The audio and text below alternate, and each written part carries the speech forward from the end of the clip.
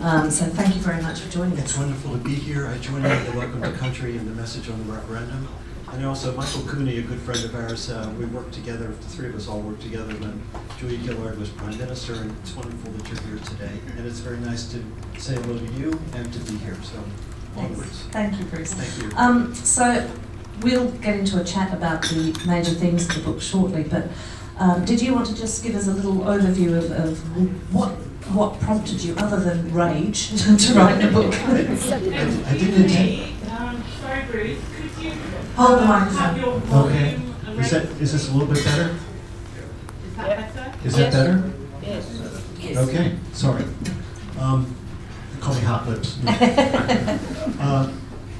I didn't have any intention of writing a book. I've written two other books, one when I was in Washington lobbying and what a good lobbyist was. That book is now obsolete because now it's just money.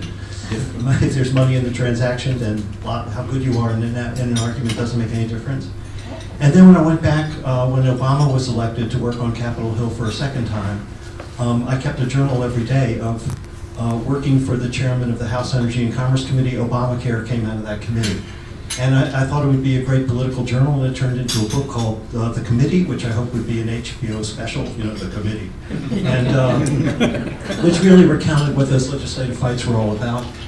And I just didn't have any interest in writing a book, but Malcolm Knox, who writes for the Herald and the Age from time to time, and is with Alan and Unwin, came to me and he said, "We like your writing, and would you think about a book?" And I said, "I write on American politics, and what I like to do here in America, in talking about, here in Australia, and talking about American politics is, everyone knows my pedigree. I'm a Democrat, have worked with them for decades, support their values. What I really like to do here is explain why you're seeing what you're seeing in American politics, so that you can understand it better. It's not to say do it this way or do it that way, but to make sense of what's coming across.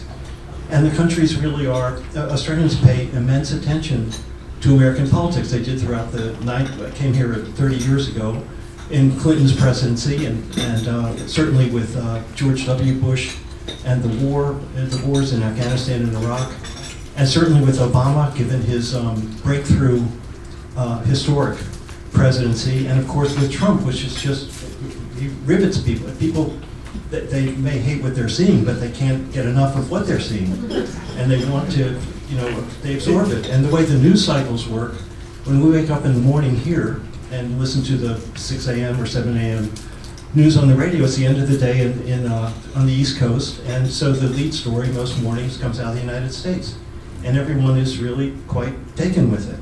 And when Trump, everyone was fascinated with his run and getting the nomination, but then becoming president, and the reality of it, the collective blood pressure in this country really went through the roof. And people paid very close attention. So I said to Alan Unwin, I really don't want to write about Australian politics, but anyway, we landed on a book which was, if Trump comes back, what's he going to do and how is it going to affect this country's future and its destiny? And that was a really interesting subject to get into. And so you think about, well, what's Trump going to do on foreign policy? What's he going to do on economic policy? What's he going to do on trade? What's he going to do to the international institutions that Australia is so heavily invested in and has been since the end of World War II, the United Nations and John Curtin and the reorientation to the United States, Doc Abbott. And what will his policies mean? And then what will his political culture mean in a second term? And so that made me look at just not the policy issues, and that's sort of half the book, but also, since Trump is a corruption of American democracy, does he have the ability to influence forces that will corrupt Australia's democracy? And as I was halfway through the book, I realized it had a happy ending. No, Australia's democracy is exceptionally strong, will withstand Trump in a second term, and will do more than survive. This country's democracy is sound. But there is an existential question, we'll come to that a little bit later, at the end, if Trump is in power, and what he does to the United States, and then some issues posed to Australia to think about the alliance inside a Trump second term. So that's what the book kind of does. How's it going to affect us, our settings, what should be done to counter that and protect Australia's interests across the board, And then what's it going to do to the political culture? That's the book in a nutshell, and Yeah. as I said, It's only $59.95. No. well worth every cent. So you touch on the book broadly. It takes several chapters that look at Trump's international policy, his domestic policy, his tendency towards nativism and nationalism, and how that will affect our relationship as a nation, not only as a trading partner, but obviously as a close military and cultural ally of the US. His nativism and his nationalism is something that I think you point out in the book. We've resisted largely falling into that trap so far, but we have seen elements of that on the rise in our country, and particularly on the weekend. Yes, and I mean there are debates in this country that have gone on for years of immigration policy and what should be done. I mean the immigration wars and the John Howard's time in office, and a real struggle on them. But the country still, on the whole, remains open. It's a multicultural society, remains open to immigration and open to people coming from all walks of life, from all countries in the world, to help build a stronger Australia, and that's all to the good. What Trump knows how to do is push buttons, and he pushes a nativism button, which is against immigrants. His first speech announcing his candidacy in 2015, he comes down the Golden Escalator in Trump Tower in New York, and he talks about Mexicans being rapists and being allowed into the country. That's where he started, and then it's downhill from there. There's isolationism. I mean, Australia projects itself in the world. Some people, of course, think too much with the United States in certain military adventures, but Australia is engaged with the rest of the world, and Trump wants to bring America home. It's America first. You have protectionism. Australia's economic success is grounded in free trade. Australia did a lot to dismantle its system of protections and tariffs and so forth to become a tariff-free, honest, free trader, and sometimes gets punished for doing that by other opportunistic nations, but has a very strong record on that. Trump is for trade wars, and he's for, again, America first and protecting American exports and not having imports from other countries. And nationalism. I mean, the degree of being proud as an American, and that is number one, and other interests have to be subsidiary to that, and it has to be rewarded in every transaction. At the end of that transaction, it's got to be a net plus for the United States. So all those things are in play. I think the issue of Trump's attitude to trade and globalization is an interesting one to unpack, because there are commentators, usually on the right, who are trying, I think, to create a narrative that suits them, that will say that Biden is similar to Trump in that way, that his Inflation Reduction Act is protectionist. I know you don't agree with that, nor do I, and see that actually Biden's much closer to Albanese in his approach to industry policy, to investment in manufacturing, but also to what certain people are calling not friendly trade rather than free trade. Yeah, when you push buttons, you get a reaction, and I think how Biden has kept a lot of Trump's trade policies, particularly with respect to China. I mean, none of the China trade war tariffs have really come off, but they are coming off here, thank goodness, for Australian industries, and that's a real testament to the skill of the foreign minister, the prime minister, the trade minister in pursuing that agenda. And I think what Biden does, there's substance to it, and there's also politics. There is a reward among key constituencies for protecting America's economic strength by having trade policies that are not as open as possible. But I don't think Biden is extreme. So I understand the criticism, but I don't think it's anything in the same league as what Trump has done. And we were talking earlier, the American political culture is different than it was during the Reagan years and even the Clinton years, where people are looking to government now to stand up and promote things that will really help people. In other words, that it's not the private sector alone, which was essentially Ronald Reagan's philosophy, that governed American politics for a long time. Democrats were defeated running against Reaganism. We're now in a post-Reagan era. Trump helped accelerate it, but Biden is recrafting it for the Democratic Party. So the government should stand up to big pharmaceutical companies. It should do more on energy and climate. It should have some of these trade policies. It should do more to ensure that people who are struggling day-to-day on cost of living pressures, that's alleviated by government, not just you're on your own, get a job, take care of yourself. So it's a more forceful advocacy for, big government. Yeah. And in fact, I see a lot of parallels between, and I think it's one reason why they get along so well, Albanese and Biden. If you think about it, what does Joe Biden stand for? Building a strong middle class, infrastructure programs, cost of living pressures, healthcare policy, clean energy policy, and they're both Catholic. And so it all, I think you see ties between them, and I think that's why they get along so well. And next week, the world crisis permitting, the Prime Minister will be with the President at a state dinner in Washington, and it will be quite an extraordinary show of a genuine affection and consonance on policy, and I think that's a good thing. Industry policy, action on climate change, education, these are all... Sounds familiar. They sound very familiar, and also a lot of what Per Capita's been talking about Yeah. for a few years. Full employment embrace is something I'm very happy to see on both sides of the Atlantic. So I think what we're seeing there, Bruce, is sort of a recognition of some of the grievances that drove Trumpism, which are often decried as, or described as populism, but recognising where those grievances are legitimate and responding with genuine policy. Yes, I think that's right. And however, you look at Biden today, and his approval rating is in the low 40s. It's been stuck that way since after the first 6 months of his, when he became president. It turned against him in the withdrawal from Afghanistan, which was a mess, and really hurt him because it raised a question: do you really understand what you're doing here? And it was a terrible humanitarian result, and the Taliban back in control in Afghanistan after all that was done there and all the lives lost.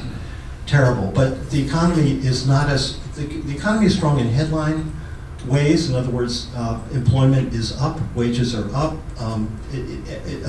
the country has not gone into recession, but interest rates are high. I spent about 3 months in the US so far this year, and again, these cost of living pressures are intense. You always see petrol prices, food prices. My favorite story was a bag of cookies in Whole Foods. 1 week it was $11.99, next week it was $13.99 for cookie. And people, they have children who, of course, who school lunches cost more. There's less support from the schools. Things are just, until that recedes, his approval will stay in the low 40s. So then the question is, can he win re-election against Trump if Trump wins the nomination next year? I think he can because it'll be a choice. It's not, as Biden says, it's not me against the Almighty. It's me against another person. And you'll see me and Trump next to each other, and I think most people make a decision that Trump is too extreme and too off his rocker to be president in a second term. But whether he still needs to seal the deal in terms of confidence, and age is a factor. I was just going to say we need to talk about age. What was the question? I forgot. I'm the one with jet lag. No, it's obviously. I mean, you point out in the book that only around 1 in 7 or so of Republicans are really enthusiastic about Trump, and about 1 in 4 of Republicans are enthusiastic about Trump, but only about 1 in 7 Democrats are really enthusiastic about Biden, and that's largely because of the coverage of his age. Yeah, I think what happens with the age issue, it is a drag on his presidency. It's raised all the time. The issue's not going away. It's as strong as it has been. It just keeps being brought up, and I think the effect it will have is drive down support from younger. We don't have compulsory voting in America. It's all voluntary voting. So younger voters, some voter constituencies of color may have less enthusiasm for Biden because they're worried about his age. And that is a danger, because the Trump voters are extremely enthusiastic about him. I mean, 7 in 10 Republican voters believe the election was stolen. 7 in 10 Republican voters believe Trump should be president again. And what Trump has, I think he is a unique figure because of how he presents himself and how people relate to him. When he's in a room, when he's on television, he takes all the oxygen out of the room.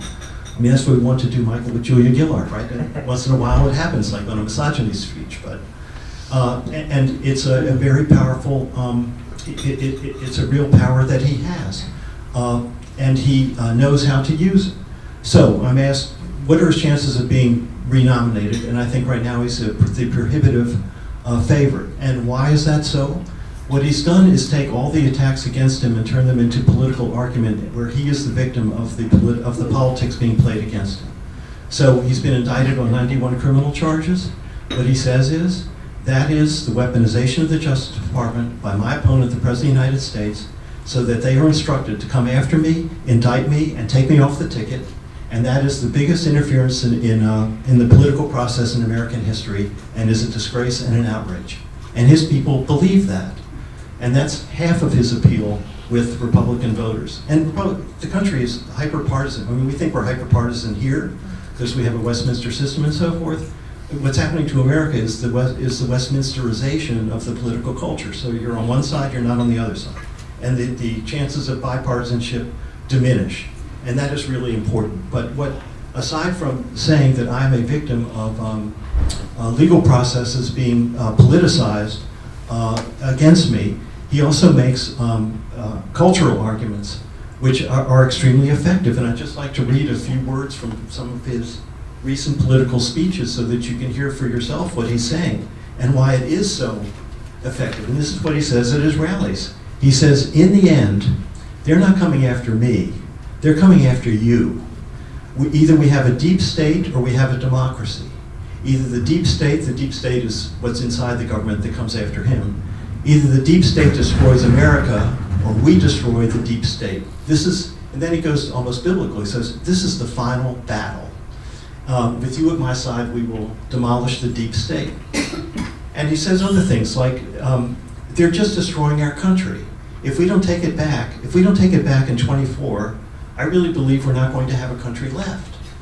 And then he says, I'm being indicted for you. That's not part of the job description, but I'm being indicted for you. And his people, I think these are very direct, very clear, very powerful words, and they animate his supporters. They drive them, what struck me is they drive them to a kind of religious fervor. There's a Christ-like, I'm being crucified on your behalf, driving that religious fervor amongst his supporters. And it seems to me more recently he's become more extreme. I do think there are real issues about his, I think he knows what he's doing, but it's just getting, well, listen for yourself. He said that the former chairman of the Joint Chiefs of Staff, Mark Milley, committed treason and suggested that he be executed. He said this at a rally a couple weeks ago. He called the New York Attorney General. He's in court over his business practices. He was in court yesterday in New York. He's being sued for fraudulently, for inflating his wealth and stating his properties are worth a lot more than they are. He called the Attorney General a racist and a monster. He said that the special counsel, Jack Smith, this is the January 6th case that will come to trial next year, he said that Jack Smith is deranged and a psycho who looks like a crackhead. And then he said something that I think is really dangerous. He said migrants illegally crossing into the United States are, quote, poisoning the blood of our country. This is Nazism. And he knows he's doing it, and he knows it has an effect, and he knows he's reaching the people he wants to reach, and they will vote. And that's where we are. It's terrifying. And you talk about... He has one other line that I really like. He says, no president has ever fought for Christians as hard as I have. It's, in God we trust. It is white supremacy, undisguised. You talk about what if almost certainly when he is the Republican nominee in the 2024 election, and if he wins that election, what is driving that campaign? And you describe it as primarily vengeance. Yes. Trump would bring to a second term all the lessons he learned from the first term, which is who stopped him from doing what he wanted to do and why. So he really wants to upend NATO and probably pull out. He probably wants to withdraw troops from the Asia Pacific and bring them home. He wants to undercut international organizations, everything from the United Nations, the World Health Organization, World Trade Organization, all that stuff.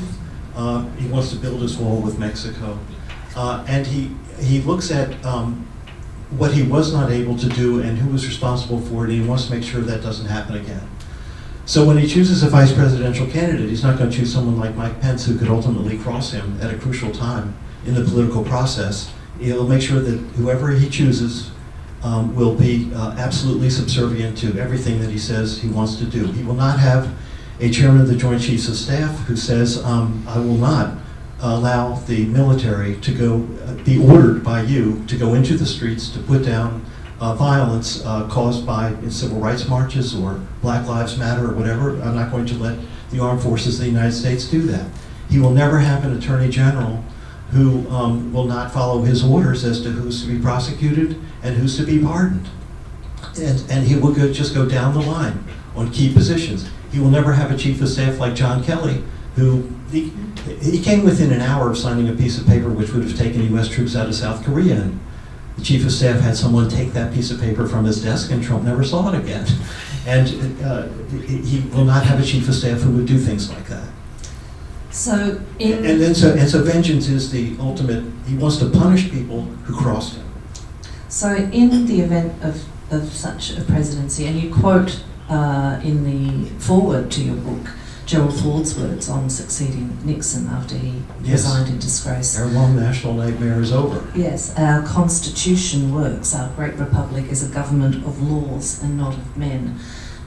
Are there elements, what is there in the Constitution that would protect us against a Trump presidency that took that extreme approach of silencing critics, of surrounding himself with silence? Well, it's a question of how well the institutions work. Now, there's a fundamental issue which is becoming apparent in that the institutions in America, looking at the Congress and the Supreme Court and the presidential election, are undemocratic. And there's increasing frustration about it, but whether things can be done to fix it is another issue.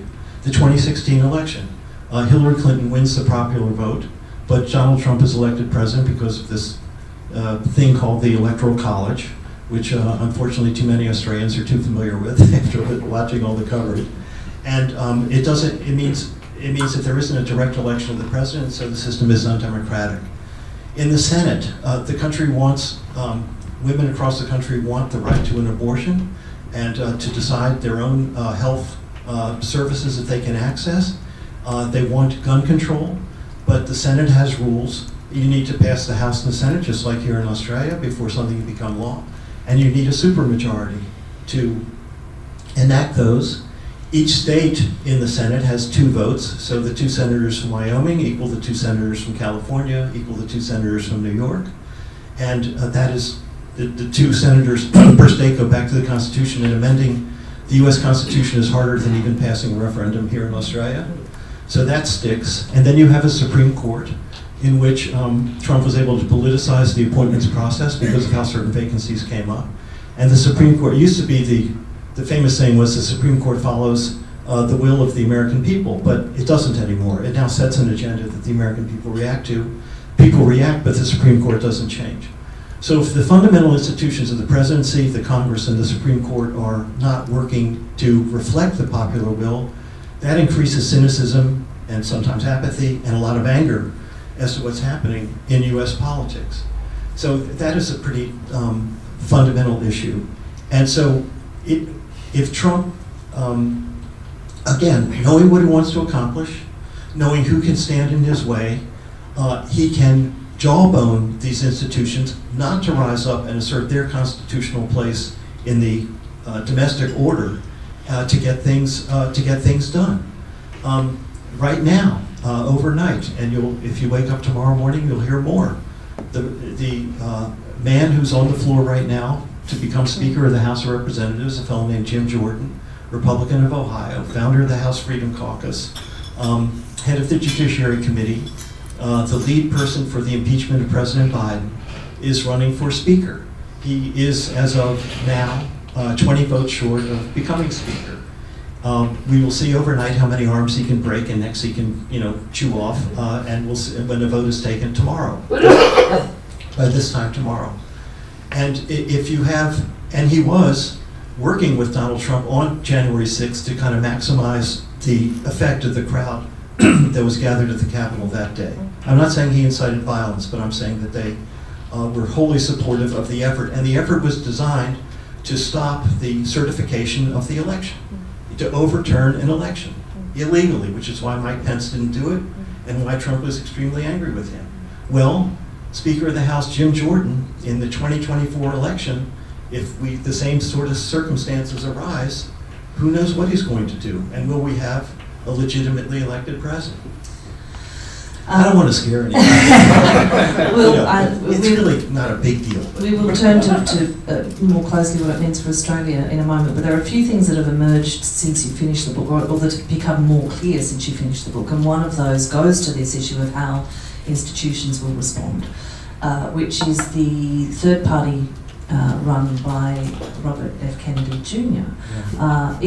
And it's a fascinating. I mean, you talk in the book about having grown up under the Kennedys, yes. And now experiencing the opposite of that. But seeing someone that was a Democrat hero, was a very well respected environmental lawyer, has now become, if anything, extremely populist, almost cooker in many ways.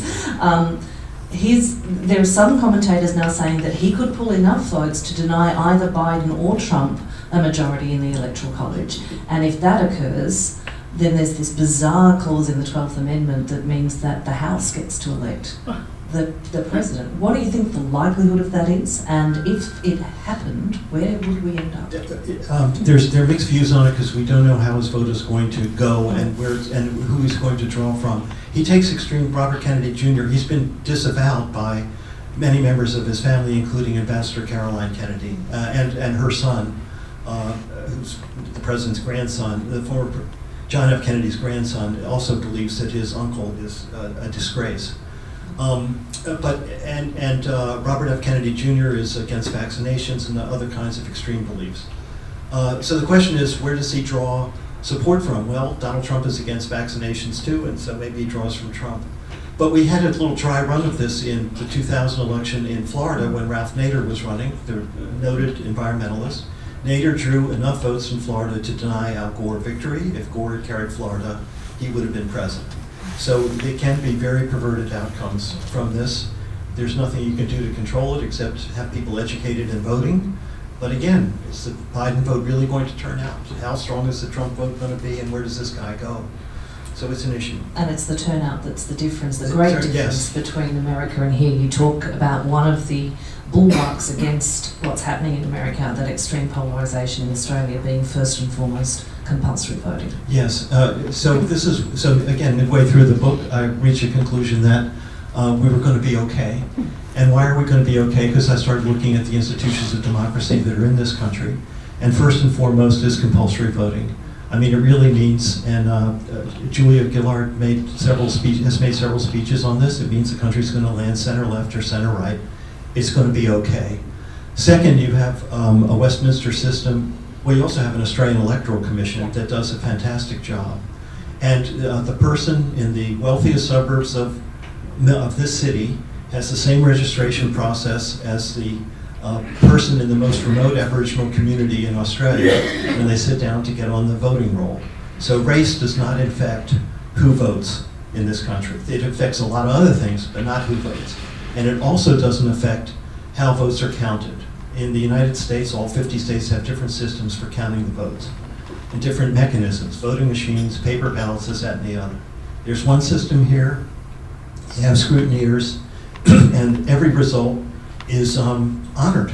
Even when someone wins a seat in the reps by 30 votes, it doesn't go to court. They accept the result. So there's a big lie in America who won the 2020 election that Trump says. There's no big lie in Australia. We have a Westminster system where the next prime minister, there can't be a blow-in to become prime minister. Clive Palmer will never be prime minister. Pauline Hanson will never be prime minister. Twiggy Forrest will never be prime minister. The prime minister comes from the head of the party that has a majority in the House of Representatives. That means that they are a part of the Westminster culture. It likely means that they've served for many, many years before they reach that post. That means they have those values inside. So their gyroscopes are aligned with the culture that governs the country. There's no extremists. And in fact, when something happens, like the former prime minister who arrogated certain cabinet offices to his jurisdiction, Well, he was censured, and that was the first time a censure had occurred of a president or former prime minister here. Trump was indicted twice, was impeached twice, but not convicted. So you have these differences. You don't have recently we got a new Chief Justice on the High Court. He did not go to a Senate confirmation and asked, well, where do you stand on abortion before you vote on whether or not this person should be Chief Justice of the High Court. Cabinet ministers come from the Parliament. In the United States, a cabinet minister can come from anywhere in the country. And, business background, labor lawyer background, whatever. And so it's the consistency and the rules which preserve democracy, and that's why this system, and particularly given the voting, and how it is universal, compulsory, and policed, ensure that the anti-democratic trends in the United States will not overturn or corrupt the system. Thank God for that. Yeah. God save the Queen. I want to touch now on the implications of a Trump presidency for Australia's international relations, for foreign relations more broadly, but also talk about the fact that we meet today at probably one of the most volatile moments in world peace that we've seen for some time. What's your reflection on what's happening now in the Middle East? I can't let you go without getting that, Bruce, given your expertise, but also given the geopolitical headwinds we find ourselves facing, and we're heading into an election year in the US, how volatile that might become. Even even when a president does a really great job in foreign policy, it doesn't guarantee that they win re-election. George H.W. Bush was the hero of the Kuwait War, and he comes out of that a tremendous victory over Saddam Hussein and his invasion and so forth.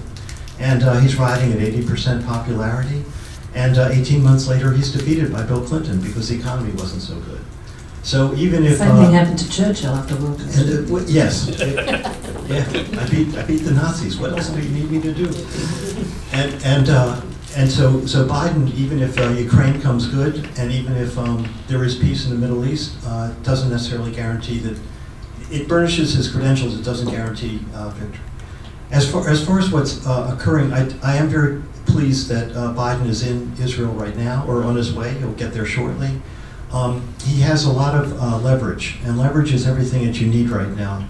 The leverage comes from loyalty to Israel, to this government, as difficult as some of those challenges are with his government, and that gives him more than a seat at the table, but I think he can use his abilities and his suasion to achieve a couple things.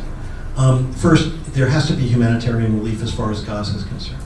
Second, more and more people, read Tom Friedman this morning, are really cautioning against the effects of a major invasion of the Gaza Strip and what that does. Third, you have Hezbollah in the north with missiles and a lot of people and a lot of agitation, and you want that border to stay. It's not quiet now, but you certainly don't want it to erupt. And you have immense tensions in the West Bank of unfulfilled dreams and destinies there. And you have Iran behind all those plans. So I think we're at a moment where either this terrible situation and what Hamas did going into Israel was horrific.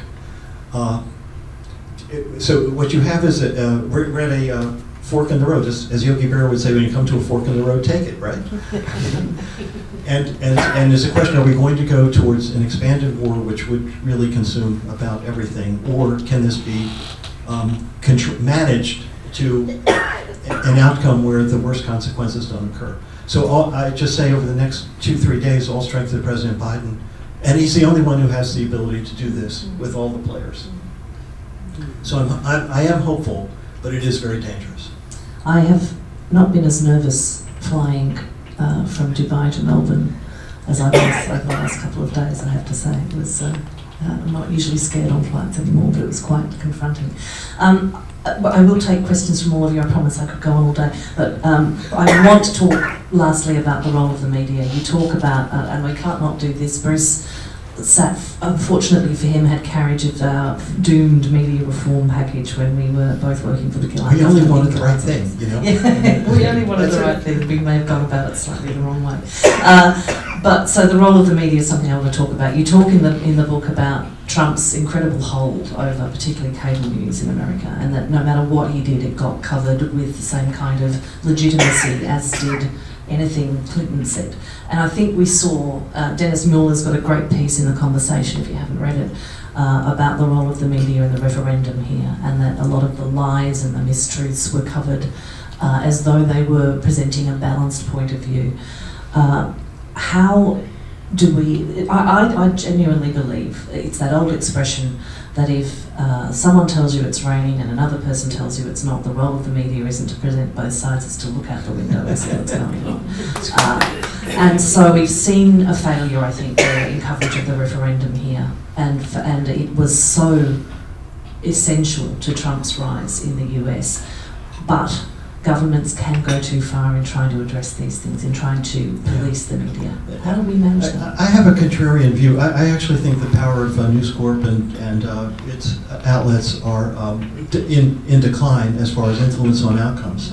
And I point to the elections here in Victoria, elections in New South Wales, and certainly in Queensland, at least for the time being. And so, again, the issue is, can this poison the political culture because people adopt those lines and then act on them and so forth. And again, because of where the democracy safeguards are, the Westminster system, I think it has just limited effect. But what we could see in the referendum, particularly, I think the referendum principally failed because it wasn't bipartisan. If it had been bipartisan, I just think all this would have, the noise might have been there, but it would have washed away, and I think the referendum would have passed. So I can't directly say that those arguments sank the referendum. I do think the opposition of the Liberal Party and the Nationals really did sink it. So, I wanted, and in the book I argued that it was imperative to pass the Voice because not that it would keep the Voice and everything else we do won't keep Trump messages out. But the Voice would help put in place policies so that progressive things to protect the interests of First Nations peoples and other people in this country, that they could be implemented and put in place, and the First Nations people would be stronger and can withstand efforts to cut back on what is equitable for them in our society. So that was my really argument on media and what the Voice and its effect on the Voice. But if you look at the Sky News audience and so forth, it's just not tiny, but it's much smaller than the ABC and the television networks. And I do argue for full funding of the ABC on a long-term basis so that it can ride these waves out. And I think that has been put in place with the 5-year funding program. So and also because it is kind of wide open. You were a friend at the table here was talking about she watches TikTok every day. And could pick up, what is being said on social media. I think it is wide open, and I think that that competition of ideas and outlets and so forth, I think it dissipates concentrated power with a certain point of view that will affect things long term. So I'm kind of optimistic on the media front. Sorry to disappoint you. No, that doesn't. I'm a relentless optimist, Bruce. I would still be doing this job. There's another half dozen things I'd like to ask you about, but I'm mindful that you do have to leave at 2, and so I want to open it up. I'm going to go to Barbara first. Bruce, could you tell us a bit more about the Democrats? You've kind of mentioned it talking about the Robert Kennedy issue, but are the Democrats and the younger ones likely to understand and work towards the re-election of Biden? It's very interesting. I'm really glad you raised it. A lot of people say he's too old, he can't be re-elected, why don't we replace him with somebody? And the answer to that is, first of all, there is a whole generation of Democrats. The next generation is wide-ranging, very able. You have Gavin Newsom, governor of California, Gretchen Whitmer, the governor of Michigan, and a whole bunch of other people. And so they're there. So the question is, well, why didn't someone try and stop Biden from running for re-election? And the answer to that question goes back to Jimmy Carter, who turned 99, a couple weeks ago. Amazing. And in 1980. if you recall that time, there was the Iran hostage crisis, and there was a terrible economy with double-digit interest rates, and things were going really bad. And Carter was not popular at all. So Ted Kennedy steps up and says, I'm challenging the president. And it was a really titanic battle. It came very close, but Carter, being president, had more control over the apparatus, survived the challenge, and was nominated. And then he loses to Ronald Reagan. So you take on an incumbent president, and what do you get? Your worst nightmare in the next election. And that's in the DNA of Democratic leaders today. In another 10 or 20 years, that DNA may be gone. And so everyone knew if you would have a primary challenge, if Gavin Newsom had taken on Joe Biden, you would have split the party. And because, Biden is viewed by Democrats as successful for what he's done, everything on the environment, on healthcare, education, social, all that stuff. And he is not a failed president. So they have absorbed that history, and that's why he's not challenged. And so here we are. And Biden feels, when they look at me and they look at Trump and they look at what Trump could do, they're going to make the same decision they made 4 years ago, and they're going to vote for me. But it's a hell of a gamble, right? David? Yeah, I want to bring it to Australia.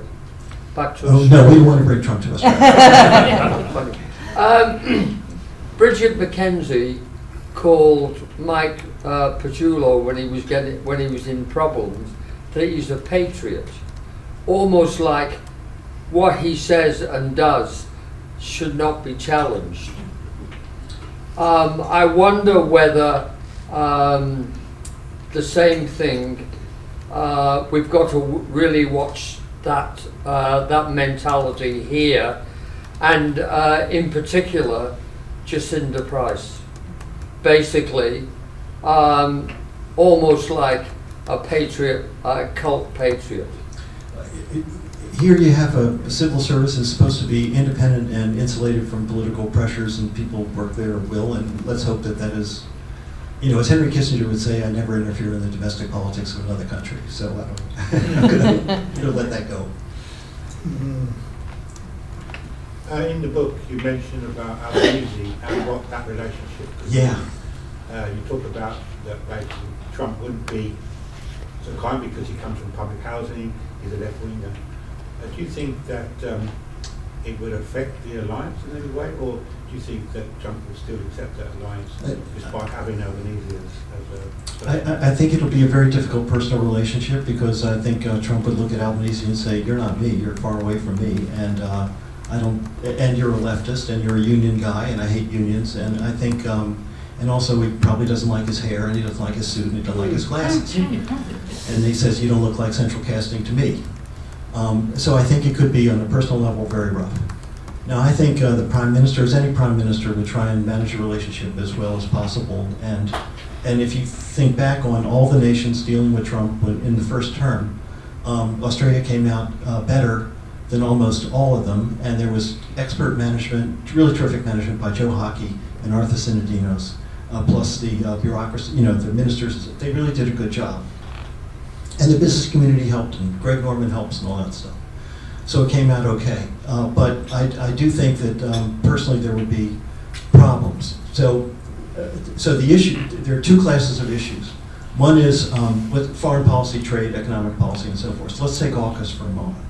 I think Trump is going to come in and look at, regardless of whether you feel about AUKUS, and I think there are real issues by a lot of people about AUKUS and whether we should do it, but it's on the table. It's being pursued. I think Trump will look at AUKUS and say, oh, that sounds kind of nice. I like the British, I like Australia. But are we getting enough in the United States out of this deal? Where are those subs going to be made? How many workers are they going to get? How much do we get? What are they paying for this? And I think you'll look at it in very transactional terms. So that's one issue. And then on the foreign relations, I think Trump would have, I can't imagine Trump, I think there could be issues with the Quad. You'll never see Trump at an ASEAN meeting. So how does Australia pick up its interests in this region? And what I argue for is a commanding presence by Australia across the Asia Pacific. That is already underway. Penny Wong is doing an extraordinary job. supported by the Prime Minister, with Australia's relations across the region. So that's good. But the existential question, which I want to get to before the hour, the existential question is, what if Trump really is unleashed, vengeance occurs, and he starts tearing down America's democracy so it doesn't work? So what does that mean? Let's say that he stops following laws passed by Congress. Let's say that he stops following orders of the Supreme Court, rulings of the Supreme Court, or he messes with them because he doesn't like some things that they said. Let's say that he goes after the television licenses of networks he doesn't like. He had a speech against Comcast and NBC last week. Let's say he tells the IRS, I want you to investigate these people. Let's say he says to the Attorney General, I want these people prosecuted because they're enemies of me and my government. And he calls the press the enemies of the people, right? I mean, he goes back to Joe Stalin to do that. So if this happens and he says, I don't like unrest in our cities, I am sending troops for law and order in the cities of America. If these things unfold, well, America's not America anymore. And the democracy is not a democracy anymore. So the question, in addition to all the policy issues at that point, is for Australia, why are we aligned? We are aligned with the United States. Why? Because we share values. We're democracies. It goes back to World War II. We believe in each other. If America is not a democracy, why are we aligned with it under Trump? And that poses, I think, really big questions about the future of Australia's future in this world, if that happens. And so that's why I do have an interim happy ending, but another ending of questions about where's this going to go. That is indeed Again, I'm really happy to existential cheer up the crowd. question. It's really At the back there. It was reported today that Trump had declassified documents that possibly led to some people disappearing in Russia. And he's obviously been very careless with security documents. Will that affect, the Five Eyes and anything? I mean, isn't there a danger that if he gets into power, that he will use any security measures he hears about to his own purpose? And how will that affect our security? I think a lot of countries, I think all Western allies are beginning to look at what my book looks at is if he comes back, what's he going to do, how to protect ourselves? And yeah, classified, those relationships are really important. I do think it's a legal matter. The indictments of him for mishandling classified documents from all the lawyers that I have observed on television and so forth and read things, I believe that case is pretty strong. And I think it's a relatively simple case to prosecute. The trial for that is May, and the election, of course, is in November. Now, that gets us to another issue. How does the legal stuff, what's the overlay with the political calendar? If you look at the political calendar, the pre-selections, the presidential primaries are early, the legal proceedings are later. So you could have, by April, mid-April, most of the political pre-selections, the primaries, concluded with Trump as the presumptive nominee. But he will not have been convicted in any court. I'm not saying he's going to be convicted, but those proceedings will still be open. So that means that the Republican Party could nominate someone who's in jeopardy of being convicted before the election, because I think there could be verdicts in the August, September, October timeframe. And we haven't been, I'd like to say it's unprecedented how many times we're saying that something is unprecedented. But that's the situation that the Republican Party could find itself in. And then that raises a question, just as if you would have, let's say a leader was running for re-election here, and something abhorrent came out about their character or their actions, what would the party do? They'd replace him or her. So what happens if Trump is convicted before the election? Does the Republican Party say, we're taking you off the ticket? We haven't been there. No one knows the answer to that. I don't know whether we're going to face it, but that is a possibility. Aside from that, I'm leaking as much as I can. Thanks, Bruce. About a month ago, Karl Rove, in an interview, was suggesting that the party, the Democrats or the Republicans, the party that managed to pre-select someone other than the Biden or Trump would have no trouble in winning the next election. And I think his thesis was, and as the debates went on, it was likely that one of the other candidates would emerge to take on Trump, but it sort of really hasn't happened. Do you think that's a possibility? It hasn't happened yet. All I can say is Iowa is January 15th, that's the first primary. New Hampshire is in early February. The best chance to stop Trump is for him to get beaten in one or both of those primaries. But whether any of the candidates there, whether Nikki Haley can do it or Ron DeSantis can do it, it's in doubt right now. I mean, he really does have this command over Republican voters. They want him back, and they're not at all embarrassed or deterred given the legal peril that he is in and the clear character issues that exist. I mean, if you're going to stop somebody, you got to take them on and take them down. And I don't see anyone standing up and saying, the emperor has no clothes. And can't you see that? That hasn't happened. And it hasn't happened because of fear. Just another little story. So Jim Jordan, who I talked about earlier, running for speaker, you know what he had done over the past couple of days? Sean Hannity is the biggest star on Fox News. He has the biggest audience. And he, very close to Trump, very powerful. Trump has endorsed Jordan. So Sean Hannity has one of his producers call up all these Republican congressmen and say, we want to know whether Representative X is going to vote for Jim Jordan. And we want to know why, with the war in Ukraine, war in Israel, southern border out of control, why Representative X is not supporting Jim Jordan.